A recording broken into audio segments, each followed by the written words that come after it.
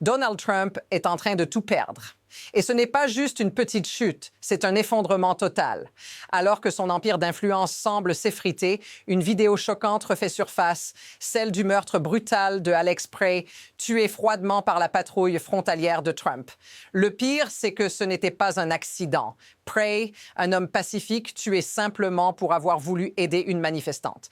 Mais alors que Trump et son administration tentent de le faire passer pour un danger, des preuves vidéo montrent la vérité. Ce qu'il se passe derrière tout cela est bien plus effrayant que ce que vous croyez. Mais voici la vraie question.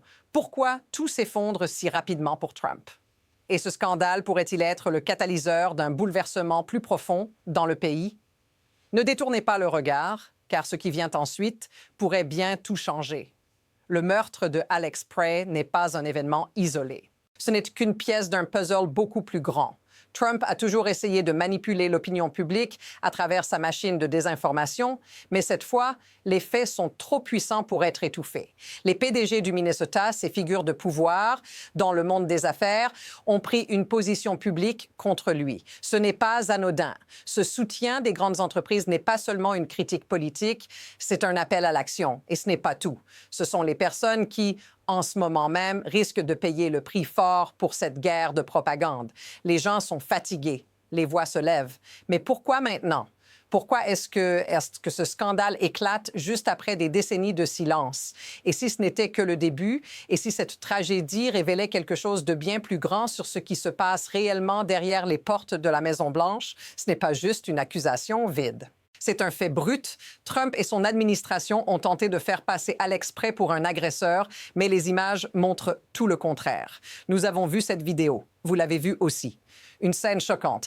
Alex Prey, désarmé, attaqué et tué par des agents frontaliers qui l'ont menotté, aspergé de gaz poivré, puis abattu sans pitié. Ils ont menti sur ce qui s'est passé, affirmant que Prey brandissait une arme et menaçait la vie des officiers. Mais voici ce qu'ils ne peuvent pas cacher. Prey n'a jamais pointé son arme.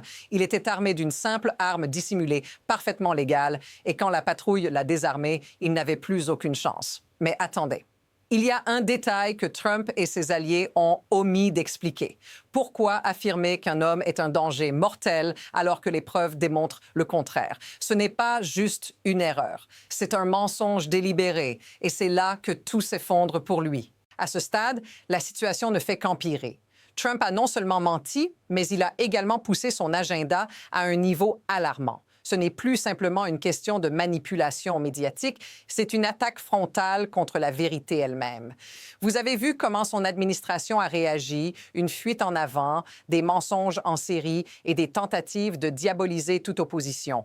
Mais regardez ce qui se passe quand les grandes entreprises et des figures politiques de haut niveau commencent à prendre position contre lui. Le Minnesota, un bastion économique, se retourne contre son propre président. Cela, c'est inédit.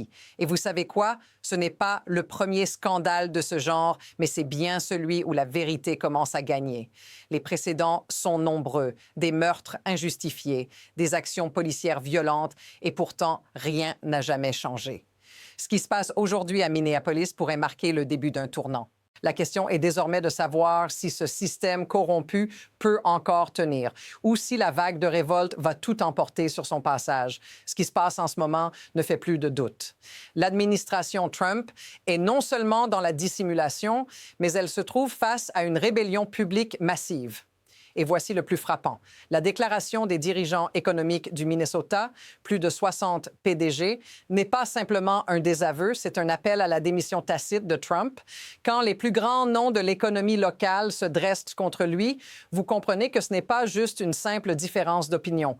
C'est un coup dur pour l'image du président, un coup dont il ne se remettra probablement jamais. Et pendant ce temps, Trump continue de détourner l'attention en envoyant ses alliés défendre l'indéfendable. Il n'y a pas de justification à cette violence. Il n'y a aucune excuse qui puisse sauver l'administration de cette débâcle. Et maintenant, regardez la contradiction qui éclate au grand jour. D'un côté, Trump prétend défendre la liberté et les droits constitutionnels, mais de l'autre, il accepte une violence impensable contre des citoyens innocents. Ce qui se passe ici n'est plus de la politique. C'est un affront à la morale, une guerre de propagande qui se joue à un niveau qu'aucun de nous n'aurait pu imaginer. Les événements s'enchaînent désormais à une vitesse vertigineuse. Après la déclaration des PDG, d'autres développements majeurs ont secoué la scène. D'abord, les figures du sport, comme l'Association des joueurs de la NBA, se sont publiquement élevées contre Trump et son administration. Mais ce n'est pas tout. Le samedi suivant, dans un match des Timberwolves, l'atmosphère était lourde. Les joueurs étaient visiblement perturbés par la violence qui frappait leur communauté. Leurs déclarations étaient poignantes, mais la tragédie ne s'arrête pas là. Trump, au lieu d'affronter la situation, a concentré ses attaques sur ses opposants, intensifiant la crise. Ce n'est pas une simple guerre de mots, c'est une escalade directe.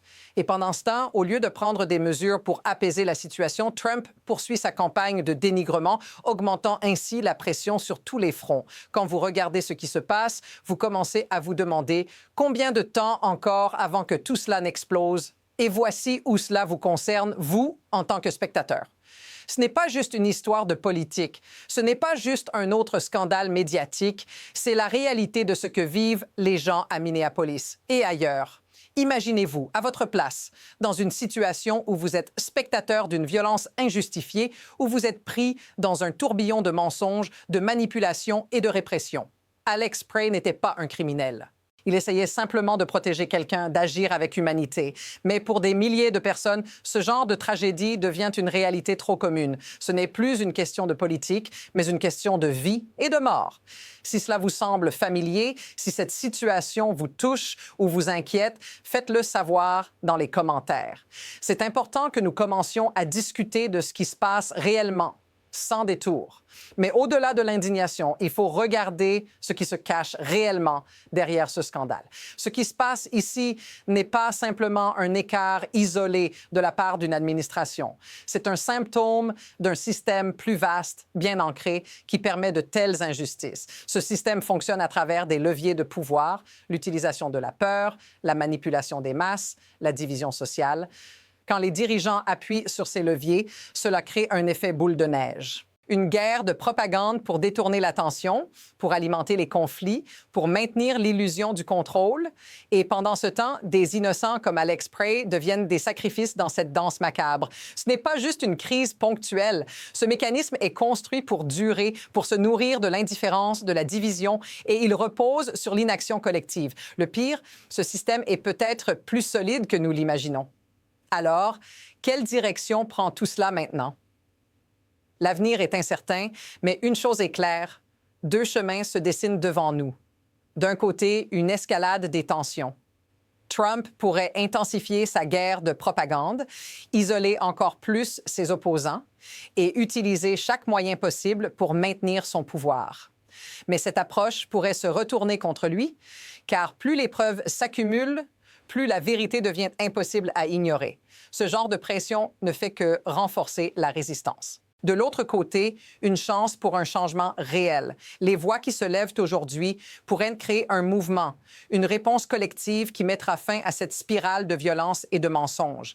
Mais pour cela, il faudrait que des actions concrètes suivent. Et la question reste ouverte. Qui prendra les devants? Ce que nous savons, c'est que les événements sont en train de se jouer et chaque décision prise aujourd'hui pourrait changer la donne demain. Alors, qui choisira de se lever et de dire assez? Au bout du compte, ce qui se cache derrière ce scandale, ce n'est pas seulement la brutalité policière ou l'abus de pouvoir, c'est le système lui-même. Un système qui peut écraser des vies sous le poids de la manipulation et de la dissimulation.